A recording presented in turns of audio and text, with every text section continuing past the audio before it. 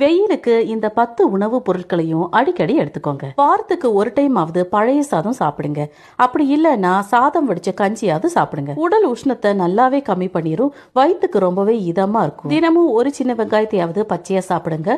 மலச்சிக்கல் வராம தடுக்கும். உடம்புக்கு நல்ல குளிர்ச்சி தரும். நல்ல ஒரு கிருமி நாசினி. தினமும் ஒரு ஸ்பூன் வெந்தயத்தை வாயில போட்டு தண்ணி குடிச்சுக்கோங்க. சூட்டினால வரக்கூடிய வயிற்று வலி வராம தடுக்கும். தினமும் ஒரே ஒரு துண்டு தேங்காயை நல்லா மென்னு கூழ் மாதிரி அரைச்சு சாப்பிடுங்க. வயிற்று புண்ண போயிடும். தினமும் ஒரு ஸ்பூன் நல்லெண்ணெய் குடிச்சுக்கோங்க. உடம்புல உள்ள கெட்ட கொழுப்பெல்லாம் போய் நல்ல கொழுப்பை அதிகமாக்கிரும். நீர்மோரை அடிக்கடி எடுத்துக்கோங்க. குடலுக்கு ரொம்ப நல்லது. வாய்ப்புண்ணையும் போக்கிரும். அடிக்கடி வெள்ளரிக்காவை பச்சையா சாப்பிடுறதுனால கண் சூட்டை போக்கிரும். கிட்னிக்கும் ரொம்ப நல்லது. ஃப்ரை பண்ண உணவுகளை விட கம்பங்கூழ், ராகி கூழ் இந்த மாதிரி கூழ் மாதிரி உணவுகளை எடுத்துக்கோங்க.